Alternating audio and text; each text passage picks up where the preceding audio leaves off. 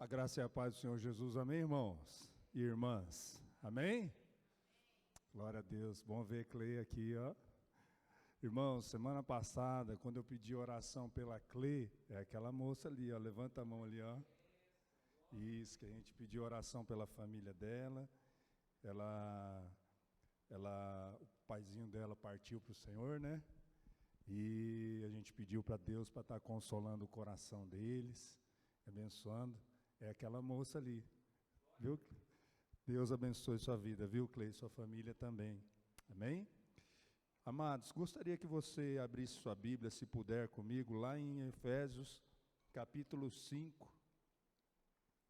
Apenas para introduzir nossa reflexão nessa manhã. Efésios, capítulo 5.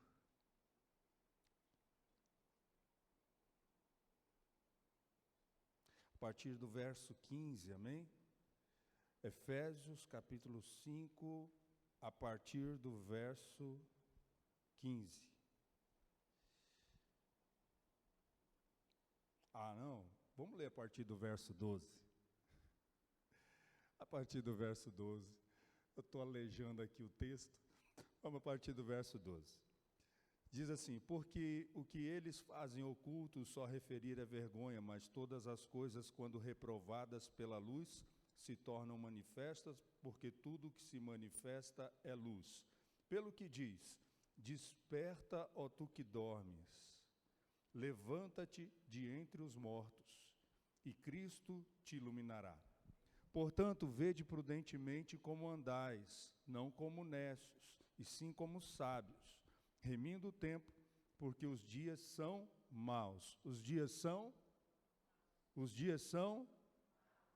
Por esta razão não vos torneis insensatos, mas procurai compreender qual a vontade do Senhor. E não vos embriagueis com vinho, no qual há dissolução, mas enchei-vos do Espírito. Diga, enchei-vos do Espírito. Falando entre vós com salmos, entoando e louvando de coração ao Senhor com hinos e cânticos espirituais, dando sempre graças por tudo ao nosso Deus e Pai, em nome de nosso Senhor Jesus Cristo, sujeitando-vos uns aos outros no temor de Cristo. Feche os seus olhos um instante e diga assim comigo: Senhor Jesus, a tua palavra foi lida, que ela renove a minha mente, seja revelada no meu espírito, de modo que eu possa proclamar a tua verdade e praticar a tua vontade. Amém? Amém, queridos? Amém? Olha, eu queria conversar com vocês sobre esse tempo que nós estamos vivendo, que, como diz a Bíblia, que os dias são maus. Mas aqui a palavra de Deus, no texto que nós lemos, nos dá um conselho para vivermos e passarmos esses dias que são maus. Enchei-vos do Espírito. Enchei-vos do Espírito. Irmãos, eu tenho percebido que há uma necessidade, eu não estou falando da Igreja Batista Nacional, estou falando do corpo de Cristo como um todo. Uma necessidade de ativarmos o Espírito Santo de Deus, de ativarmos essa unção, esse poder que habita dentro de nós. Irmãos, com a proximidade da volta do Senhor Jesus, muitas coisas estão surgindo, né? Muitas coisas, principalmente no campo da palavra, do ensino, do entendimento, porque surgem falsos profetas, falsos apóstolos, falsos pastores, falsos mestres, os falsos estão aí. Não somente por isso, porque também a iniquidade, a maldade está crescendo no coração das pessoas. A gente está vendo coisas absurdas nos noticiários. Nós, enquanto Brasil, aqui no nosso país, na nossa nação, nós estamos vivendo também um momento complexo, um momento muito difícil, um momento de guerra, irmãos. A guerra não acabou. Se no passado nós fizemos guerra espiritual para que Deus despertasse a nação, suscitasse a nação, Deus fez, Deus obedeceu, foi lá e espremeu as feridas da nação. E muita coisa está surgindo ainda, né? Muita coisa está acontecendo. E que de alguma forma isso também pode nos afetar. O importante é que a gente não perca o alvo. As coisas estão acontecendo, o cenário para proximidade do dia do Senhor está se formando, mas nós não podemos perder o alvo principal. Você sabe qual que é o alvo principal do coração de Deus? As vidas, as almas. E essa guerra toda, isso tudo que está acontecendo, no fim de tudo é por causa das almas, por causa das vidas, por causa das pessoas. O diabo quer arrastar com ele o máximo que pode para a condenação. Mas Jesus veio para que tivéssemos vida, e vida em abundância. Esse é o sentido da igreja, esse é o sentido desse nome Boas Novas. Não somente receber as boas novas, mas também compartilhar as boas novas. E a ativação do poder do Espírito, você pode chamar isso de despertamento, você pode chamar isso de avivamento, ela é muito necessária entre nós, porque as coisas de alguma forma podem nos afetar, pode afetar as suas decisões, pode afetar as suas escolhas, pode afetar o seu caminhar de agora em diante. Veja que coisa complicada. Já no Brasil, já tem pastores sendo presos ou intimados por pregarem a verdade, por falarem a verdade do Evangelho. Você não gosta do Evangelho, procure outra coisa. Isso no nosso pensamento lógico, né? No nosso raciocínio lógico.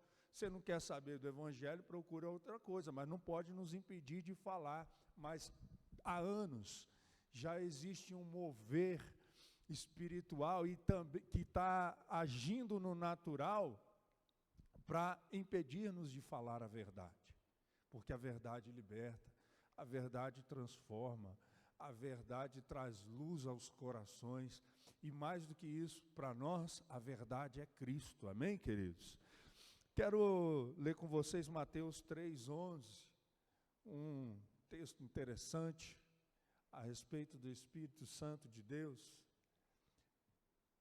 João, o profeta João o Batista, o João que batiza, ele disse assim: eu na verdade batizo vocês com água para arrependimento, mas aquele que vem depois de mim é mais poderoso do que eu, cujas sandálias não sou digno de levar.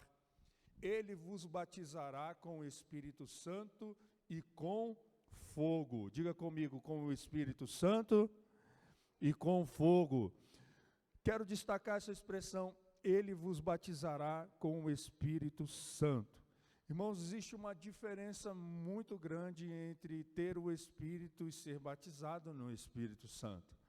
Essa diferença se dá pelo seguinte: quando você se converte ao Senhor, quando você nasce de novo, quando você entrega a sua vida a Jesus, quando você decidiu assim, Jesus é o caminho, é a verdade, é a vida, a Ele eu seguirei, nele eu caminharei, por Ele eu viverei. Quando você decide isso, quando você decide largar o mundo, o pecado, o diabo, o inferno, e ir na direção de Deus, se converter a Deus, você nasce de novo. E você passa a ter o Espírito Santo de Deus dentro de você, habitando dentro de você. Só por isso já é maravilhoso demais, porque é a vida de Deus em nós, é a essência de Deus em nós, é a santidade de Deus em nós, é o poder de Deus em nós, é o Criador dentro de nós. Você está entendendo isso, irmãos? Você consegue entender isso, amém? Irmãos, eu tenho certeza que você não saiu de casa de manhã num domingão desse aí, para vir aqui e não ter nenhuma expectativa a respeito do que pode acontecer aqui. Eu tenho certeza que você veio aqui porque você quer algo de Deus, amém, queridos? E olha só, o Espírito Santo habita dentro de nós. Se somos filhos, somos herdeiros e temos o Espírito Santo de Deus habitando em nossas vidas. Agora tem o seguinte: isso é maravilhoso demais da conta.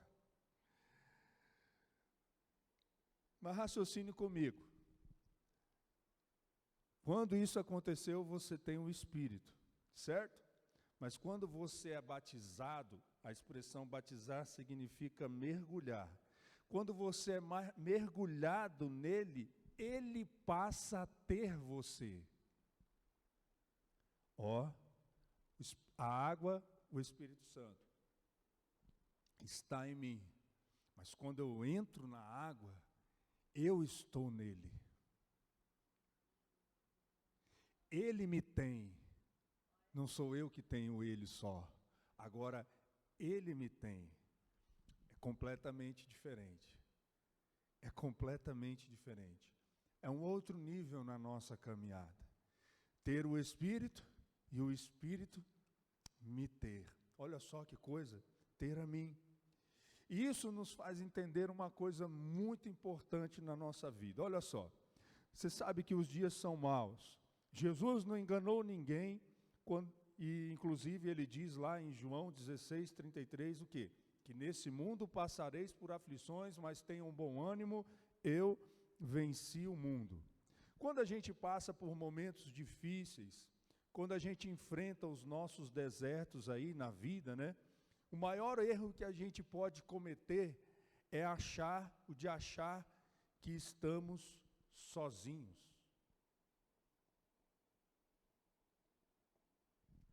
Porque quando a gente passa pelo deserto, no deserto tem um negócio interessante. Quer dizer, não tem nada interessante. O que tem de interessante é que só está você e Deus. Porque no deserto não tem nada, não tem farmácia, não tem supermercado, não tem, às vezes não vai ter pastor nem líder quando você está passando pelo deserto. Não vai ter um irmão ou uma irmã, não vai ter papai, não vai ter mamãe, não vai ter Coca-Cola, não vai ter, irmãos. Não vai ter. Às vezes o deserto é isso. Mas o difícil é você achar que está sozinho mesmo no deserto. Lembra de Elias? Onde ele estava quando ele queria tirar a vida dele? No deserto. Por causa de quê? Por causa de uma circunstância, por causa de um problema, porque Jezabel disse que queria matá-lo.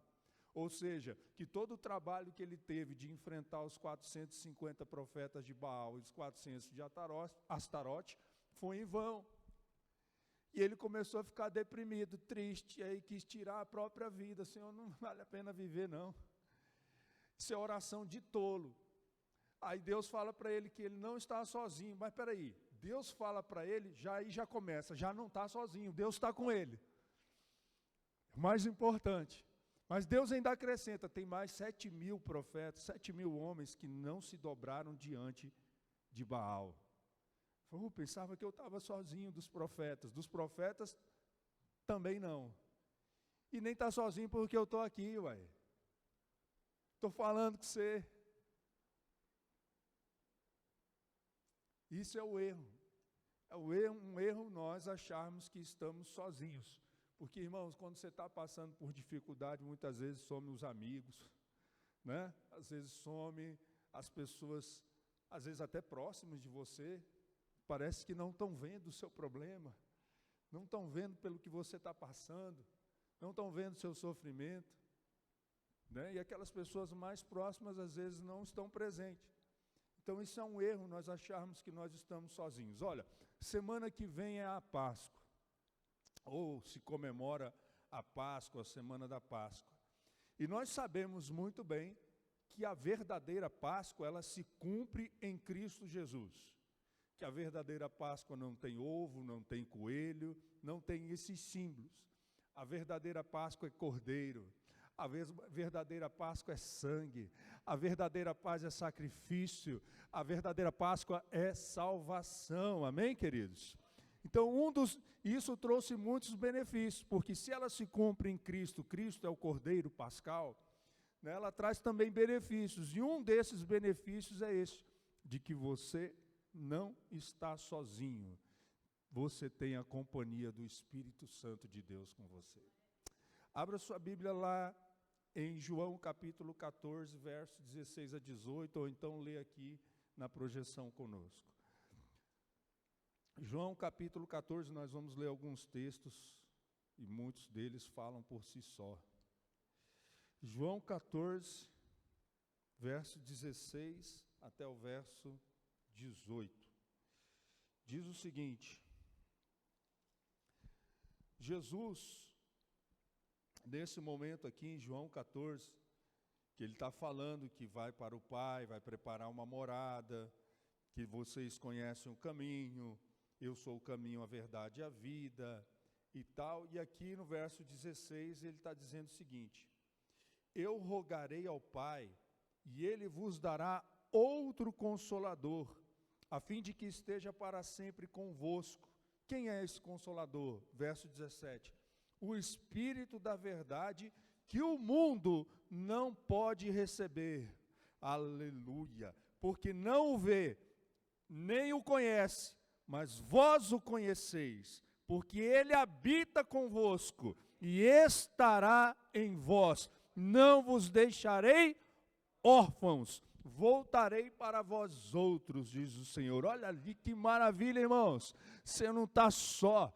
Você não está só. Jesus morreu, Jesus ressuscitou, ele foi assunto aos céus, e por causa disso, por causa desse sacrifício, por causa dessa Páscoa, ele pode rogar ao Pai e enviar o Espírito Santo para ser a nossa companhia, o outro Consolador que estará em nós, estará conosco todos os dias, até a consumação dos séculos. E quando chegar a consumação dos séculos, que nós estivermos prontos para receber o Senhor Jesus, para nos encontrarmos com Ele nos ares, sabe quem que vai estar ao nosso lado?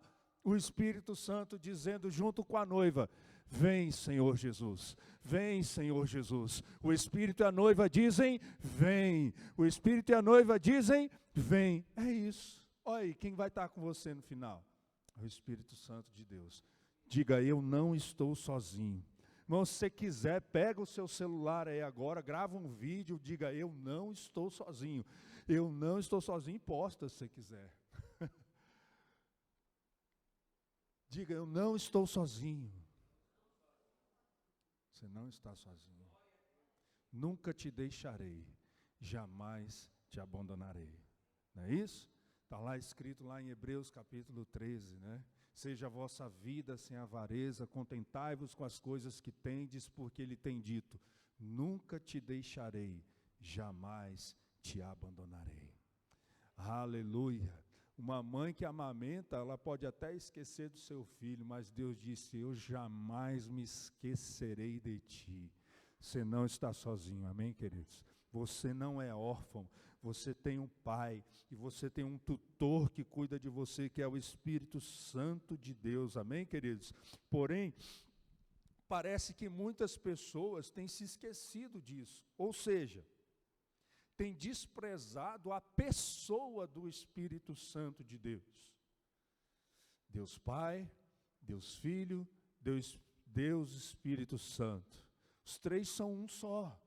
Essa pessoa da Trindade aí, o Espírito Santo, parece que em alguns momentos tem sido desprezado por alguns. Parece que ele não existe. Parece que ele não está presente. Mas essa sensação, ela é contrária ao que nós acabamos de citar aqui. Por quê?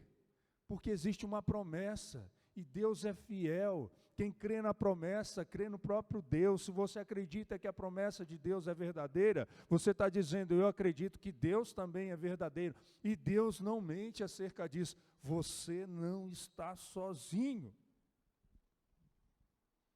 O Espírito Santo de Deus é a presença de Deus em nós. Eu sei que você está procurando em algum lugar aí na sua mente, no seu coração, não sei o que você está fazendo agora. Mas algumas pessoas vão estar assim: mas como isso? O Espírito de Deus, irmãos, tem que ser muito cara de pau para entender isso. É porque quando você olha no espelho, você diz assim: eu não presto.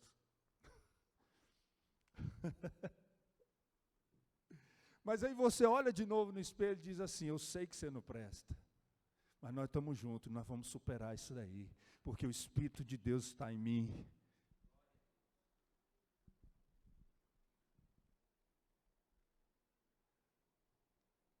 Depende da sua atitude. Tem uns que vão dizer: eu não presto, não sirvo para nada, e quebra o espelho. Mas você pode ter uma outra atitude, e dizer assim: Espírito Santo de Deus, mesmo louco desse jeito, mesmo troncho desse jeito, penso, esquisito desse jeito, Deus me amou e habita dentro de mim. Senhor, então, Só tem uma saída. É ir para frente, é continuar, é perseverar, é vencer isso. É porque você olha para dentro de você mesmo, irmão, se você olhar para dentro de você mesmo, para você mesmo, nessa perspectiva, sem a cruz de Cristo, você está perdido. Você vai dizer como Elias, Senhor, presto para nada não. Pode tirar minha vida.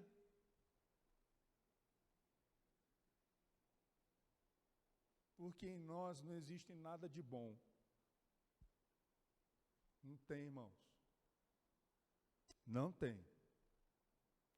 A única coisa que tem aqui é um coração que precisa muito de Jesus, que precisa muito de Deus e que sem Ele não pode viver. É isso. Então, conte com o seu ajudador. Conte com o Espírito Santo de Deus. João 14, ainda, verso 26, diz o seguinte, a palavra. Vamos lembrar esses textos que é muito importante para nós. Quando, porém, vier o Consolador, primeiro Jesus prometeu, né? Disse que vai vir o Consolador. Agora ele está dizendo o que o Consolador vai fazer, além de estar com você. Quando, porém, vier o Consolador, que eu vos enviarei da parte do meu Pai, o Espírito da verdade, que dele procede, esse dará testemunho de mim, e vós testemunhareis, porque estáis comigo desde o princípio. Ou seja, porque vocês caminham comigo. Você está caminhando com Jesus, irmão? Você está caminhando com Jesus, amém? Se você está caminhando com Jesus, isso aqui é para você também. Ele estará com vocês, vocês vão testemunhar porque Ele está em vocês.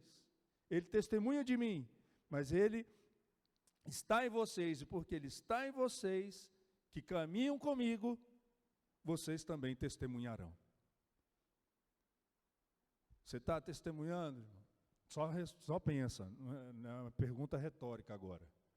Tá? Você está testemunhando de Jesus? Não está testemunhando de Jesus? Então reveja a sua sintonia com o Espírito Santo de Deus. João capítulo 15, verso 25. É isso? Eu li no lugar certo? Não, eu li no lugar errado. É isso mesmo, 25 e 26. Eu quero 16, verso 7. 16, verso 7.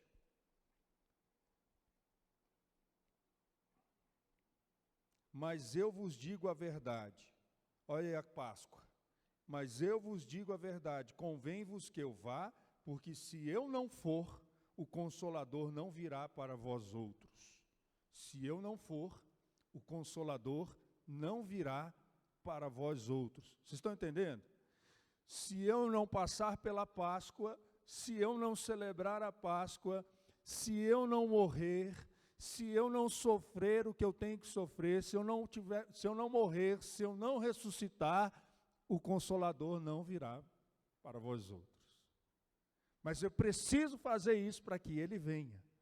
Para que Ele venha. Jesus fez? Fez. Ele veio? Veio. Está conosco. Amém, queridos? Olha aí que coisa maravilhosa. Isso é o versículo 7. Mas eu vos digo a verdade, convém-vos que eu vá, porque se eu não for, o Consolador não virá para vós outros. Se, porém, eu for, eu vou-lo enviarei. Verso 8. Quando ele vier, convencerá o mundo do pecado, da justiça, do juízo. Do pecado, porque não crê em mim. Da justiça, porque eu vou para o Pai, e não me vereis mais. E do juízo, porque o príncipe deste mundo já está julgado. Para aí só um pouquinho. Como que Deus vai convencer o mundo dessas coisas? Através de você. Porque o Espírito Santo está em você, em mim, em nós. Nós somos só o agente da mensagem. E Ele é quem convence o mundo. O Espírito Santo não está ali num vidrinho daqueles ali de álcool, não, irmãos. Nem no envelope daqueles lá de dízimo e oferta. Ele está dentro de você. Não está dentro desse copo d'água, não. Ele está dentro de nós. E é através de nós, é olhando para você, que o mundo será convencido destas coisas. Então você não está sozinho nessa. Confia no seu ajudador, confia no seu ajudador. Romanos 8, verso 26 a 27. Abre lá comigo, Romanos 8, 26 a 27. Veja o que está escrito lá.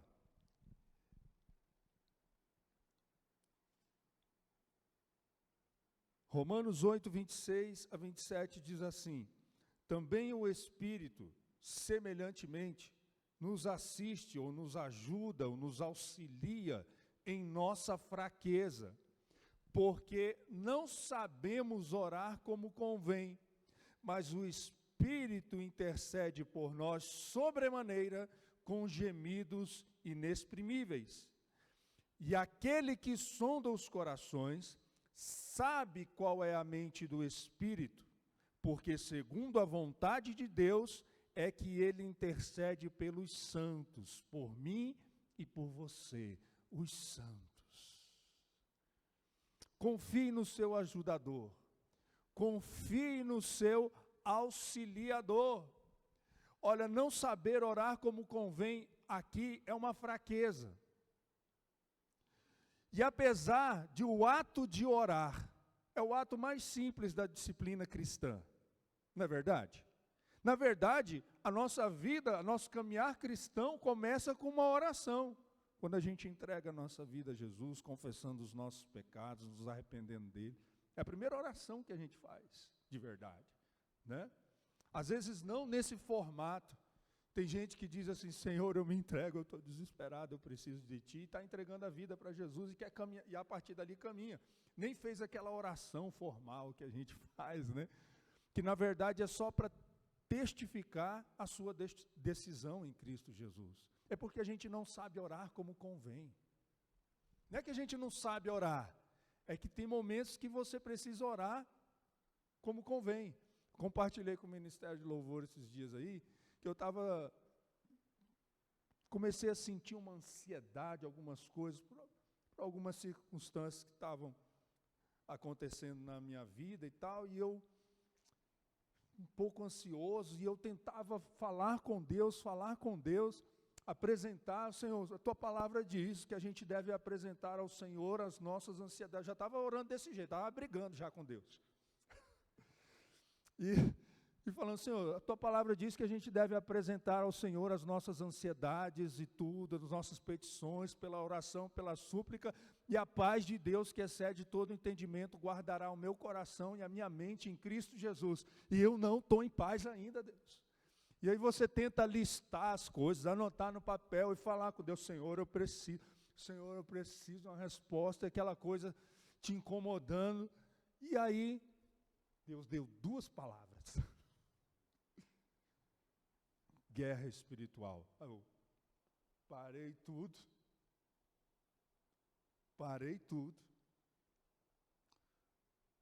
Falei assim: Senhor, então vou mudar a estratégia.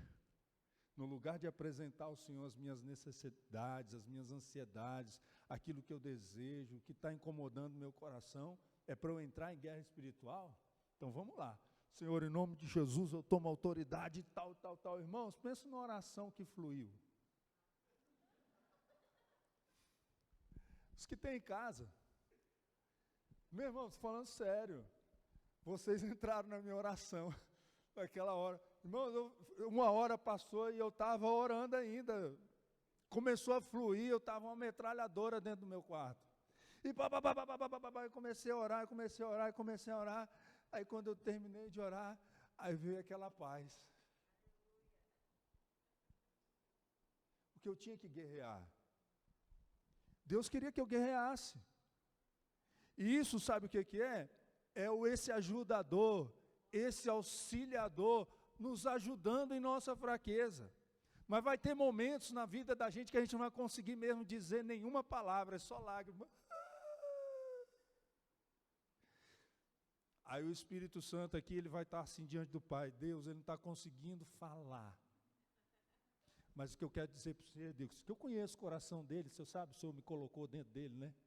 E eu conheço o teu também, perscruto as coisas de Deus, então deixa eu te explicar, Deus. Ele está querendo isso.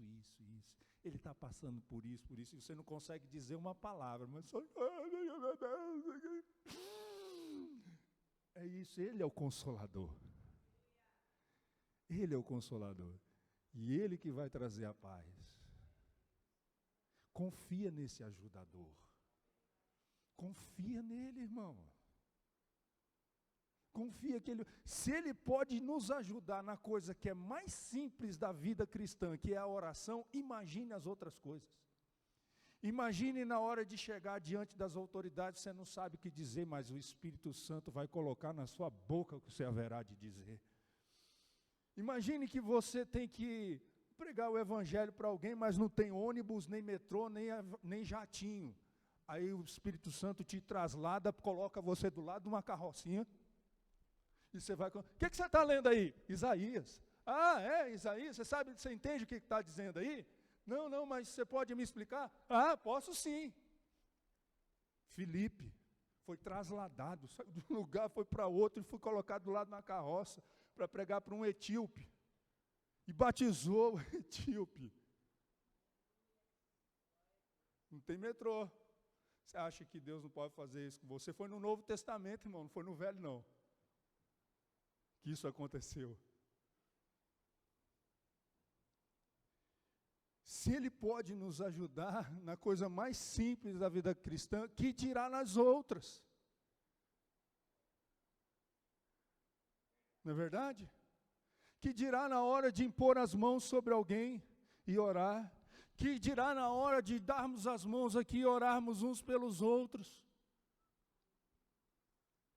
Que dirá na hora de você fazer uma visita no hospital? Que dirá numa hora que você precisa ir fazer uma visita num presídio? Que dirá na hora que você precisa ter uma estratégia para alcançar o seu vizinho?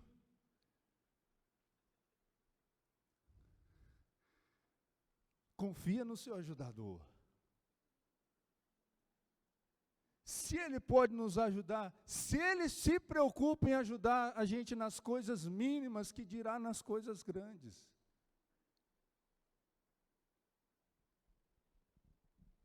Deus se importa conosco, irmãos. Deus se importa conosco e cuida da gente. Olha que coisa maravilhosa. Terceiro, o Espírito Santo, como eu já disse, conhece as profundezas de Deus e nos revela. 1 Coríntios capítulo 2, versos 6 ao verso 16, eu acho que o pastor João leu ele na semana passada, no culto, se eu não me engano. Foi isso, pastor? 1 Coríntios 2, vamos ler lá. 1 Coríntios 2, de 6 a 16, são 10 versículos, mas é muito poderoso, vale a pena a gente ler. Eu poderia resumi-lo para vocês, mas eu quero ler ele completinho para você pegar a dimensão do que a palavra de Deus está nos mostrando aqui, irmãos, que é maravilhoso demais. Olha só, entretanto, verso 6, 1 Coríntios 2, 6. Entretanto, expomos sabedoria entre os experimentados, não porém a sabedoria deste século, nem a dos poderosos desta época, que se reduzem a nada, mas falamos a sabedoria de Deus em mistério, outrora oculta, a qual Deus preordenou desde a eternidade para a nossa glória. Sabedoria essa, que nenhum dos poderosos deste século conheceu, porque se a tivessem conhecido, jamais teriam crucificado o Senhor da glória. Mas como está escrito, nem olhos viram, nem ouvidos ouviram, nem jamais penetrou no coração humano o que Deus tem preparado para aqueles que o amam. Mas Deus nulo revelou pelo Espírito.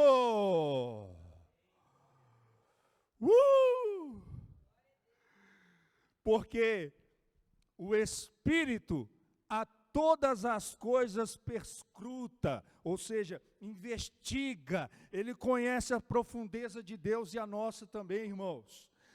Todas as coisas perscruta, até mesmo as profundezas de Deus, porque qual dos homens sabe as coisas do homem, senão o seu próprio espírito que nele está? Assim também as coisas de Deus, ninguém as conhece senão o Espírito de Deus. Ora, nós não temos recebido o Espírito do mundo, e sim o Espírito que vem de Deus. Você recebeu o Espírito que vem de Deus? Diga amém. Para que conheçamos o que por Deus nos é dado gratuitamente.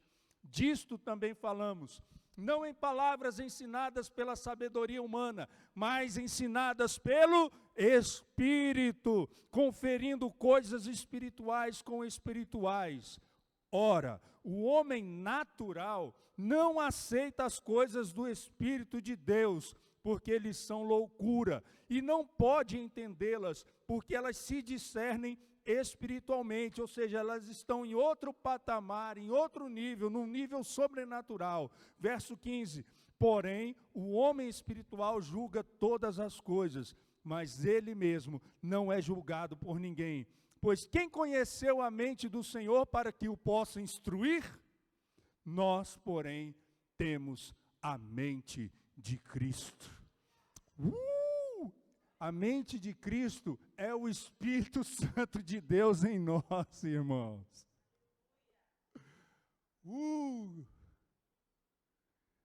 É loucura mesmo, porque o mundo tem que achar que isso é loucura mesmo.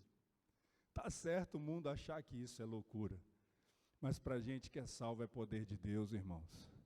É graça de Deus, é favor de Deus. Não dá para entender como uma criatura terrível como nós pode ter essas coisas só porque creu. Só porque decidiu andar com Jesus. É muita loucura. O mundo não vai entender, não vai.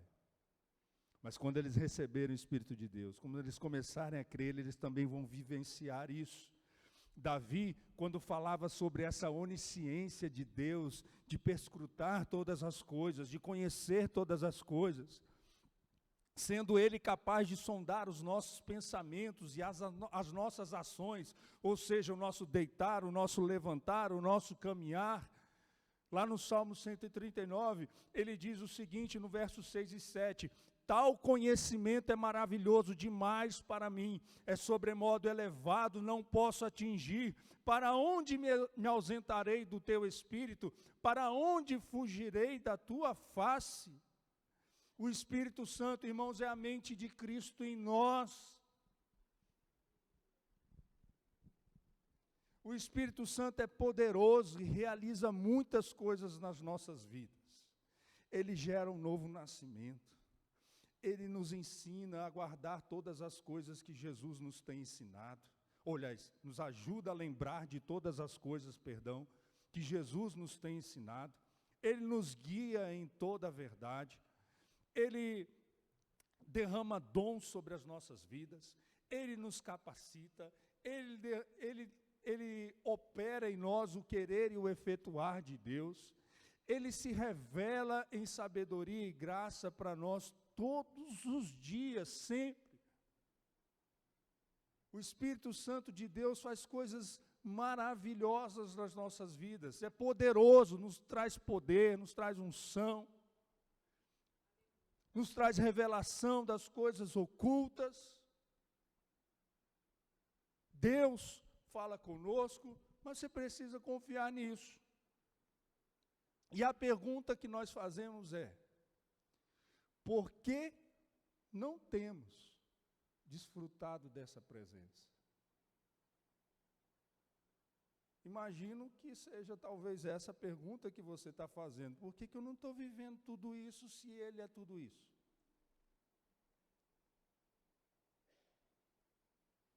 Então, existem 3 coisas, pelo menos, que nos impedem, eu vou encerrar com elas. Por que não desfrutamos desta presença? E nós precisamos, irmãos. Mais do que nós, o mundo precisa que nós manifestemos essa presença. Depois você vai entender por que eu estou falando que o mundo precisa e não nós.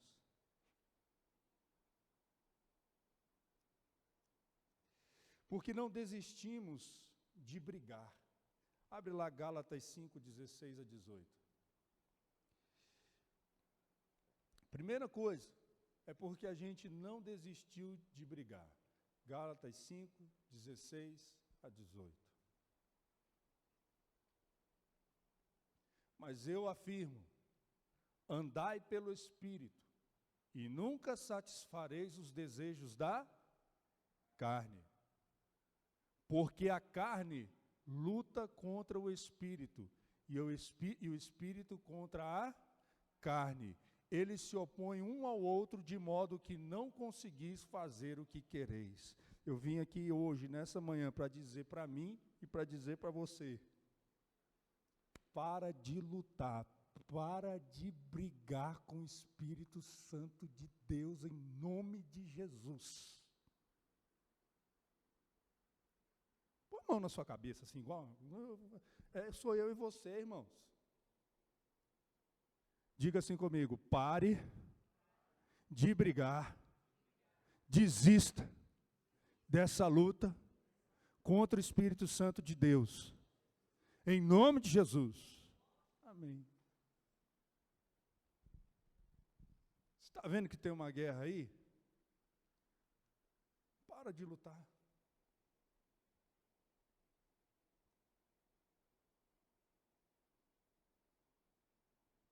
Eu estou dizendo para mim e estou dizendo para você também, viu?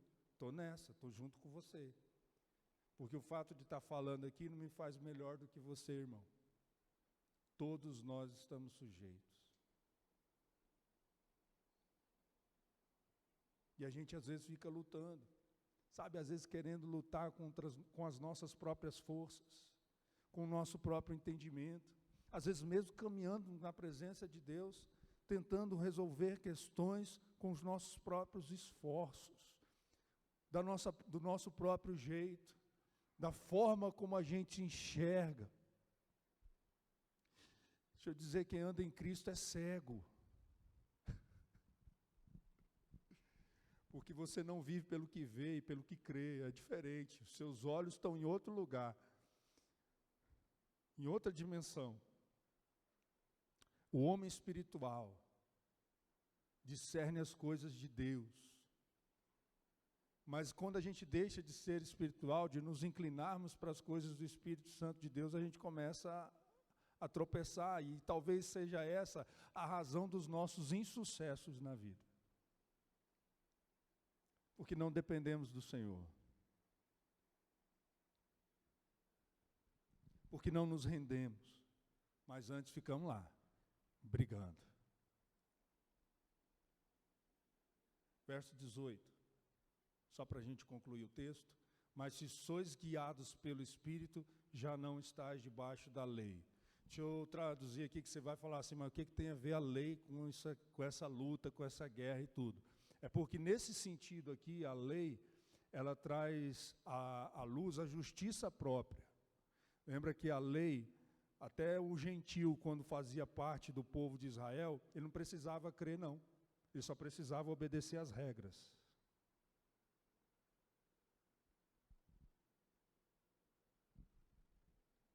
Quando alguém de outro povo queria fazer parte de Israel, era assim, ele só precisava obedecer, mas ele não tinha um coração convertido. Aí o que ele fazia? Trazia os ídolos junto com ele, porque o ídolo você não tira do coração. Você pode tirar da bagagem, mas não tira do coração da pessoa. Aí por isso Israel se contaminava, porque as regras diziam o seguinte, a lei dizia o seguinte: você tem que cumprir as coisas para obedecer, para ser abençoado, perdão. Você tem que obedecer para ser abençoado. Deus te abençoa, agora em Cristo, na graça, você é abençoado para obedecer. Deus muda a sua natureza, entra na sua vida, coloca o Espírito Santo dentro de você, para que você possa obedecer. Antes era o contrário. Você tem que obedecer para ser abençoado. Esse era o problema da lei, por isso que ela foi anulada, senão não haveria necessidade de uma nova aliança no sangue de Jesus. Agora ele coloca a lei dentro dos nossos corações, e não diante dos nossos olhos só, mas agora dentro dos corações. a lei do Espírito da vida. Então, por isso que está ali. E aí a justiça própria é o quê? É eu fazer as coisas para ser abençoado. É eu ficar lutando com a minha carne, resolvendo as coisas pela carne. A carne não converte, a carne se submete. Então vamos lá. Segundo motivo, porque nos distraímos com prazeres desta vida, quando na verdade devíamos buscar sermos cheios do Espírito Santo. Efésios 5, 18, que nós lemos no começo. E não vos embriagueis com vinho, no qual há contenda e dissolução, mas enchei-vos do Espírito. Essa embriaguez aqui, irmãos, não é só de beber, não. Tem outras coisas na vida que causam embriaguez. As riquezas do mundo nos trazem embriaguez. O adquirir bens nos traz embriaguez. Sentimentos nos traz embriaguez. Sabe, valores deste mundo podem embriagar muitas pessoas. Por quê? Porque a embriaguez fala daquilo que é bom. É hedonista. O hedonismo é a filosofia de que a felicidade está baseada no prazer. Se está bom para você, então está ok. Não importa se você está achando gostoso adulterar, está feliz? É isso que importa, é se você está feliz. Está gostoso fumar uma maconhazinha aí? Não tem problema não. Você está feliz assim? É isso que importa. Se é feliz fazendo aborto? É isso que importa. Se você está feliz. O hedonismo é isso, é centralizado no prazer. Ele não quer saber se é certo ou errado, ele quer saber se é bom ou não é, se é gostoso.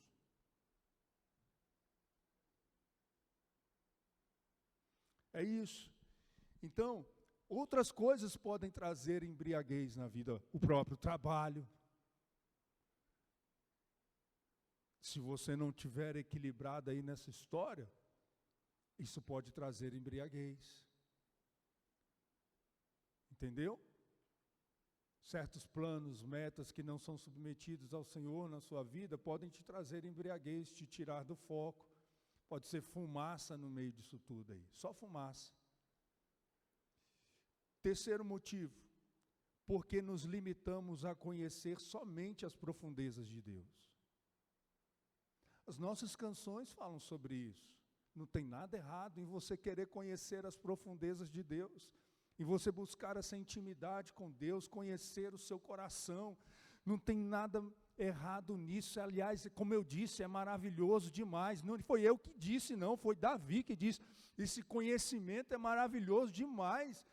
Não poderei alcançá-lo. Isso é tremendo, conhecer. Ele sabe os meus pensamentos, sabe quando eu levanto, sabe quando eu deito, sabe quando eu caminho, sabe quando eu paro.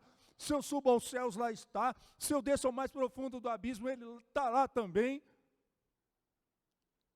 Se eu tomo o rumo da alvorada, ou seja, do horizonte, lá haverá de guiar tua mão também. Olha, gente, é maravilhoso demais. É tremendo. É magnífico. Não dá, realmente não dá para compreender isso, irmãos. Naturalmente não dá. E não tem nada errado você querer conhecer o coração de Deus, querer saber qual é a vontade de Deus, querer conhecer as profundezas de Deus. Quanto isso é maravilhoso, irmãos. Isso é maravilhoso demais, não tem nada errado nisso. A pergunta é, para quê?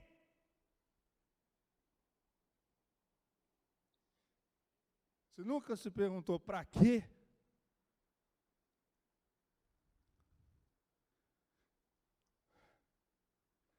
Vocês me dão mais 5 minutos?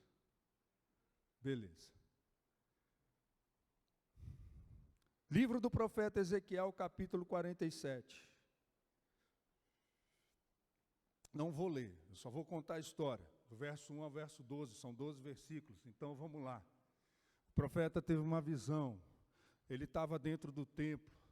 Aí o templo tem assim, ó, a entrada para o oriente e a saída aqui, no caso esse lado aqui, onde ficava a Arca da Aliança, o ocidente. Tanto que tem um texto que assim como o relâmpago que sai do oriente e se mostra no ocidente, assim há de ser a vinda do Filho do Homem. A entrada do templo não dava para o norte, ela dava para o leste. Então, de leste a oeste, do oriente ao ocidente. Então, assim, ele teve uma visão, ele estava dentro do templo. Aí o anjo do Senhor, ou o homem, que é a expressão que está na minha Bíblia, o anjo do Senhor leva ele para o norte, faz ele dar a volta assim, vai na porta do templo, que dá para o oriente, e o profeta percebe que está saindo água debaixo do fundamento do templo. Como se estivesse escorrendo água aqui na calçada todinha assim, de frente da igreja aqui, ó.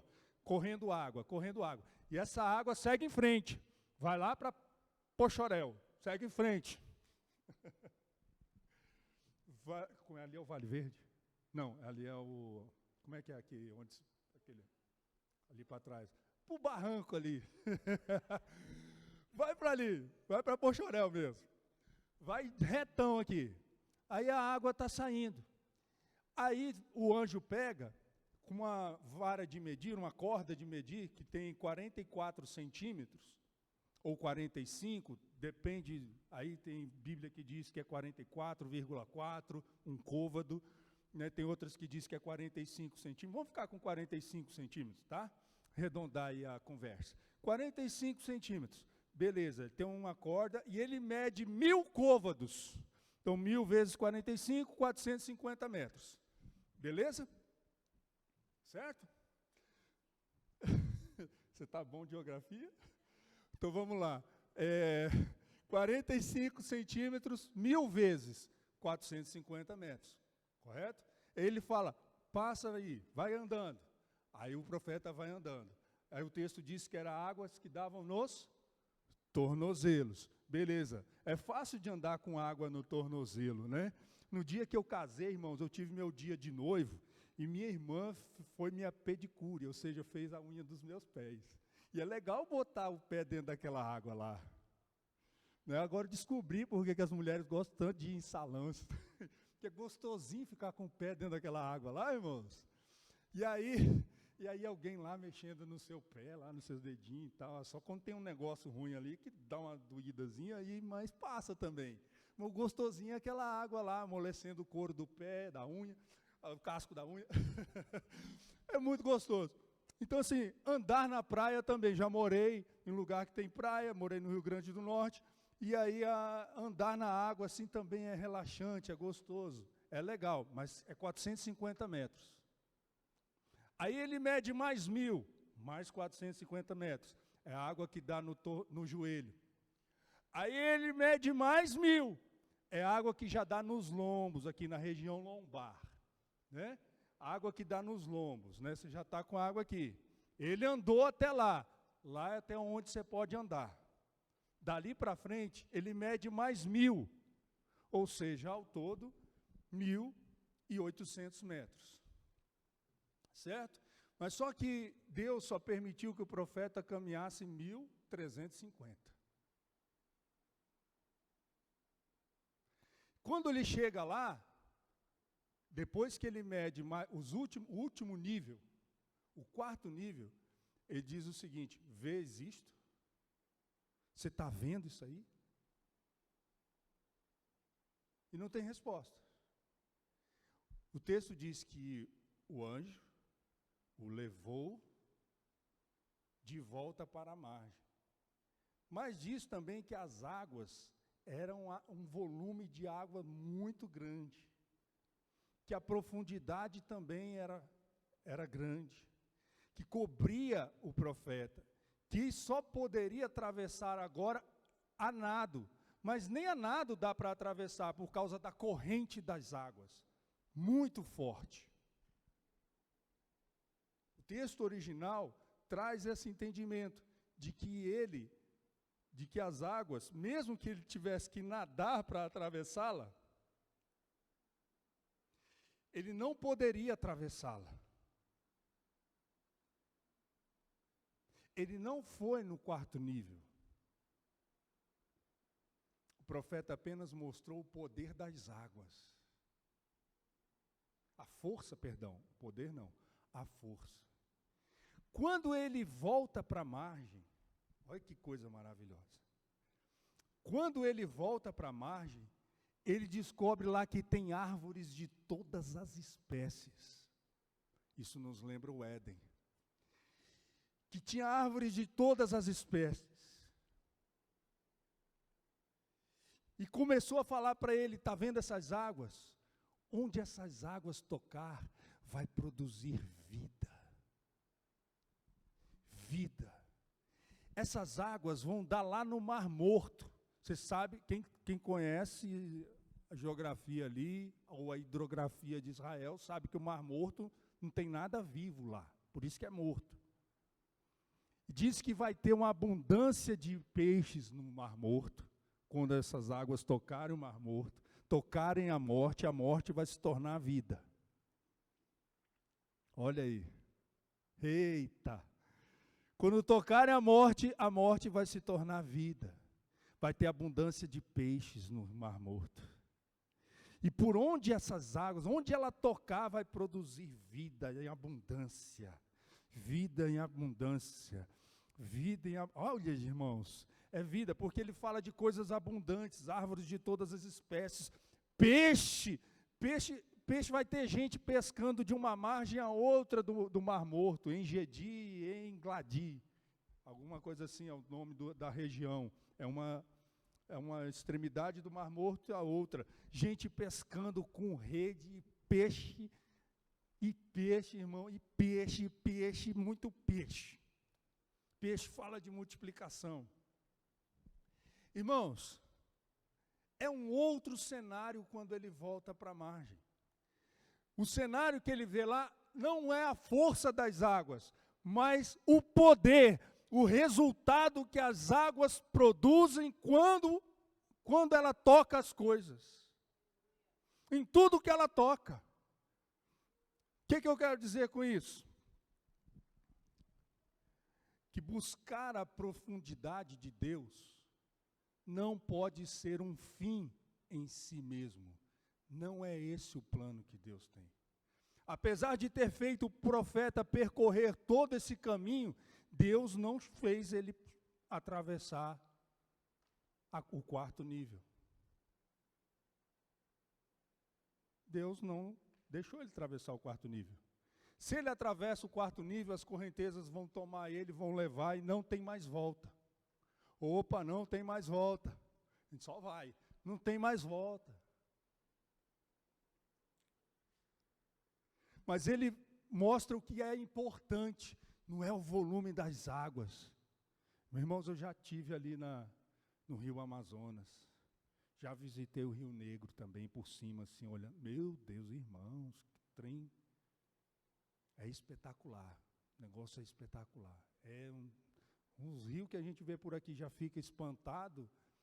Lá, meu Deus. E não é o maior ainda em extensão, né? Em extensão é um dos maiores, mas em largura tem outros maiores. Meus irmãos, é impressionante o que se vê. É impressionante. Você sabe o que acontece quando você vai chegando mais assim no nível da água? Ó, por exemplo, já não vejo as cadeiras do fundo, mas aqui de cima eu vejo. Já não começo a ver a margem. Já não estou vendo a calçada, lá de cima eu vejo. É isso que vai acontecendo quando a gente está ficando aqui, ó. A gente vê a dimensão do negócio, mas o que importa não é a dimensão do negócio. Ela é importante, tem o seu valor, é grandiosa. Isso a gente tem que entender. Mas o que é importante da profundeza, sabe o que é? É ver o resultado. Volta lá para a margem, veja o resultado que essa água produz. Essa água está dentro de você.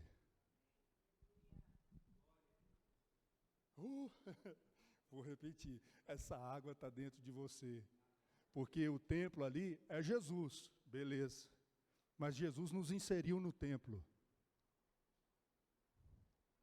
Jesus disse assim, ó, destruirei esse templo e em 3 dias vou levantar de novo. Ele está falando de si mesmo. Aí depois ele pega e nos insere nesse templo. E diz assim, vocês agora são templo do Espírito Santo de Deus. E essa é a água que flui, que tudo que ela toca faz viver. Traz vida. Por que que eu falei que não é para você? Mas recebereis poder, Atos 1:8. Mas recebereis poder ao descer sobre vós quem?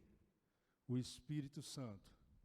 E ser-me-eis minhas testemunhas, tanto em Jerusalém, como em toda a Judeia, e Samaria, e Primavera, e Poxoréu, e Santo Antônio, e Guiratinga, e Pedra Preta, Rondonópolis, Mato Grosso do Sul, no Brasil, na Espanha, na Bolívia, no Paraguai e os confins da terra. E se tiver gente na Lua, eu acho que Deus comanda também.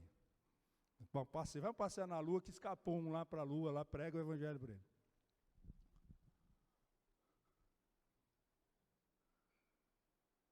É isso, não é para nós, é para os outros. Não é para nós.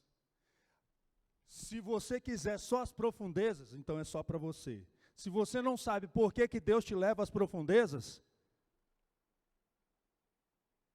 ou quando você descobre que por que Deus te leva às profundezas, aí sim, aí você entendeu isso aqui. Não adianta a gente ser profundo só para ser profundo. Não adianta a gente ser íntimo só para ser íntimo. O fim não é esse. O fim é alcançar os outros, o mundo. Amém? Irmãos,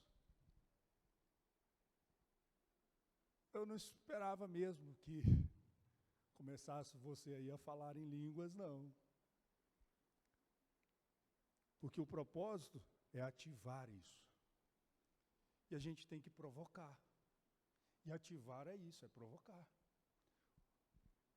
Milagre é a gente que provoca. Eu quero convidar você nessa manhã a se colocar em pé. É orar a Deus e entender que isso é para você.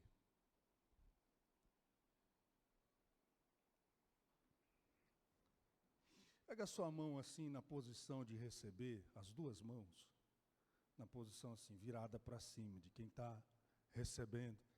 Igual eu agradeço muito a Larissa e o Léo pelo presente que me deram. Né? Olha aqui, aí, ó. Muito obrigado, Larissa e Léo. Olha, vocês me deram um presente maravilhoso. Precisando, se você olhar para a minha Bíblia aqui, você vai ver que eu estou precisando. Uma Bíblia. Assim, na posição de receber. Agora, junta suas duas mãos, assim, ó. Uma concordando com a outra, igual a irmã está fazendo ali. Ó. Não é para não escapar nada. Diga assim: Deus, o Senhor colocou muitas coisas nas minhas mãos. Eu entendo, nessa manhã, que tudo isso é para mim. Mas não é o fim, porque o que o Senhor deu para mim é para distribuir a outros. Eu recebo, feche sua mão, eu recebo, fecha a mão, eu recebo isso. Me ajuda, Senhor, diga, me ajuda, Senhor, nesse caminhar.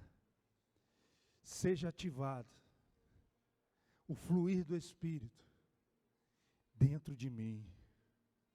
Hoje, eu desisto de lutar. Levante suas mãos agora bem alto, como quem se rende. Eu me rendo. Eu paro de lutar hoje, Deus. Eu não quero mais brigar contigo, Deus. Eu não quero mais brigar com o Espírito. Eu me rendo.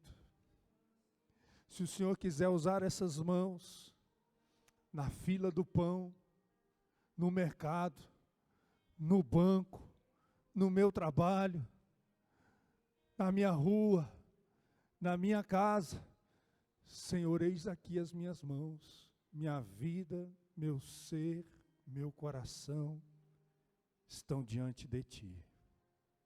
Eu me rendo, estou rendido, Senhor. faz o que tu queres. Não quero apenas ter o Senhor, eu quero que o Senhor me tenha. Em nome de Jesus. Em nome de Jesus. Aleluia. Amém, queridos. Eu declaro sobre a sua vida uma semana de bênção, uma semana de vitória. Que o Espírito Santo de Deus te guie em todo o propósito, em toda a verdade, em tudo aquilo que Ele colocar diante de ti. O Senhor te dê ousadia, o Senhor te dê coragem para realizar aquilo que Ele tem determinado sobre você e sobre a vida dos outros, dos seus colegas, dos seus familiares, dos seus amigos e até aqueles que não são seus amigos, não são nem próximos a você, mas o Espírito Santo de Deus vai te guiar. Ele opera em nós tanto querer quanto efetuar. Você vai sentir vontade de fazer coisas para Deus, irmãos, que nunca antes você sentiu. Você vai sentir queimar dentro do seu coração, do seu peito, vontade de fazer coisas, de falar, de proclamar, de ajudar alguém. Você vai ver Deus operar poderosamente na sua vida a partir de hoje, a partir de agora, em nome de Jesus. Você vai experimentar coisas não somente na sua alma, não somente no seu espírito, mas também no seu corpo, porque a obra da cruz foi completa, foi para nos redimir por inteiro. Você vai ver cura na sua vida, na vida dos outros, em nome de Jesus. Em nome de Jesus, receba isso para a sua vida, para a glória e para a honra do nome do Senhor Jesus.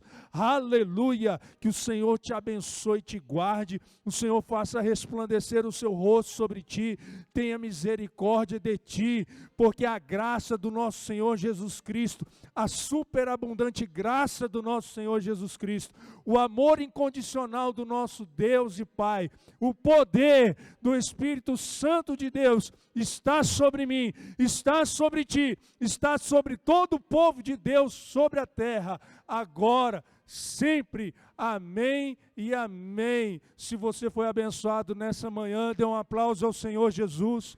Bem forte, querido, bem forte. Aleluia.